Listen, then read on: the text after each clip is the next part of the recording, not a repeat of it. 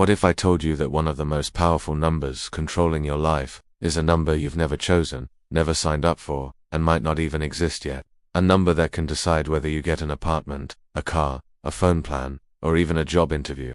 A number that can quietly cost you tens of thousands of dollars over your lifetime without ever sending you a bill. And here's the mystery. If you're starting from zero with no credit history at all, why does the system treat you almost the same as someone who's proven they can be trusted? Today, we're not just talking about tips, we're uncovering how the credit system was built, why starting from zero is uniquely dangerous, how millions of people get stuck, and how the same patterns keep repeating generation after generation. By the end of this video, you'll understand how to build credit from zero, but more importantly, why the system works the way it does, and how to use that knowledge instead of being crushed by it. Set the stage where credit scores came from before we talk about building credit. We need to understand the system you're stepping into. Credit scores didn't always exist. Before the 1950s, lending decisions were deeply personal and deeply biased. Bank managers judged borrowers based on where they lived, who they knew, and what they looked like. Decisions were subjective, inconsistent, and often discriminatory. Then came Bill Fair and Earl Isaac, the founders of what would later become FICO. Their idea was radical for its time. What if trust could be measured? Instead of gut feelings, lenders would use data, payment history, debt levels, and behavior over time to predict risk.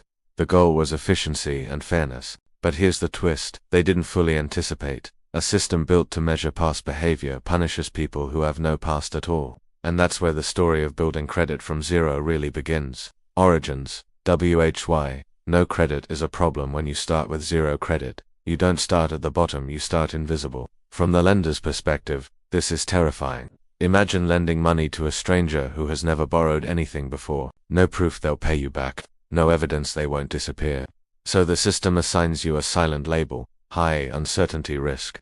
Not because you're irresponsible, but because you're unknown. This is why. You get rejected for basic credit cards, you're offered loans with brutal interest rates, or you're told, come back after you've built some credit, which leads to the paradox. You need credit to get credit, and millions of people get stuck right here. The rise: how people try to build credit over time. Financial institutions realized this problem was massive. Young adults, immigrants, people who avoided debt on purpose, survivors of financial collapse, or credit invisible. So the industry created entry points. 1. Secured credit cards. You give the bank money first, say $300, and they lend it back to you. This flips risk away from the lender. If you mess up, they keep your deposit. 2. Authorized user status. You piggyback on someone else's credit history. This works, but only if their behavior is perfect. One missed payment, and your score suffers. 2.3. Credit builder loans. You borrow money that's locked away until you finish paying it back. It's a psychological trick, proving discipline without real access to cash. At first, these solutions seemed brilliant, but then came the breaking point. The breaking point where most people fail. Here is the hard truth. Most videos don't tell you building credit isn't about opening accounts. It's about surviving time without mistakes, and that's where things fall apart. People make 3 fatal errors early. Error number 1, using too much of their limit. Your credit utilization. The percentage of credit you use matters more than almost anything. Using over 30% of your limit sends a signal: this person might be desperate, even if you pay on time. Error number 2, missing one small payment. One late payment can drop a beginner's score by 60 to 100 points. Why? Because when your history is short, every action is magnified. Error number 3, applying too fast. Every hard inquiry lowers your score slightly. Multiple applications in a short window scream risk. This is where people panic, apply for more credit, and accidentally dig a deeper hole. Fallout: the long-term consequences of starting wrong. The consequences aren't immediate, but they're brutal. A low or thin credit profile means higher interest rates on cars, larger deposits for apartments, more expensive insurance premiums, fewer job opportunities in finance-sensitive roles. According to modern financial data, someone with poor credit can pay $40,000 to $100,000 more over their lifetime compared to someone with excellent credit. Thin-file consumers are more likely to rely on payday loans and subprime lenders. Once damaged, credit takes years, not months, to repair. The scariest part: most people don't realize they've made a mistake until years later.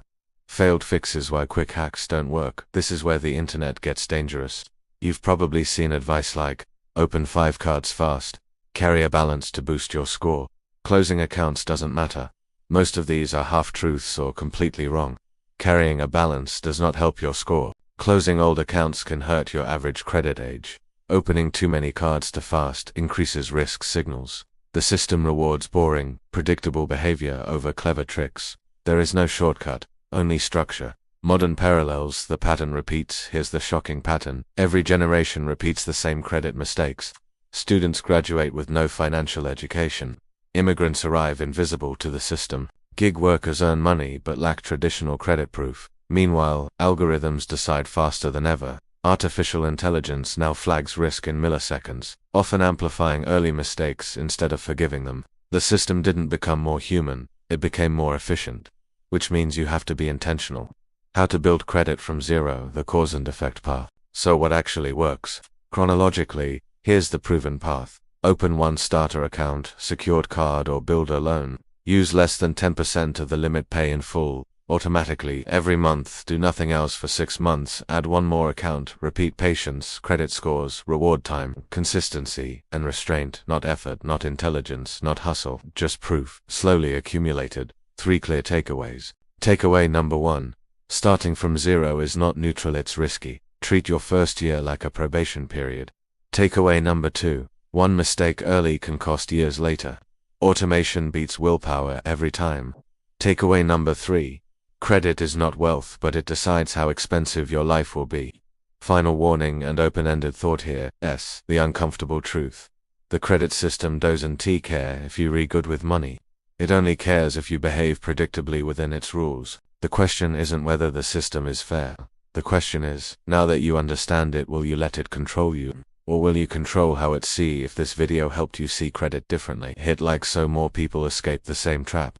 Subscribe for deep, story-driven breakdowns of money systems most people never question. And comment below, are you starting from zero or rebuilding after a mistake? Your answer might help someone else avoid theirs.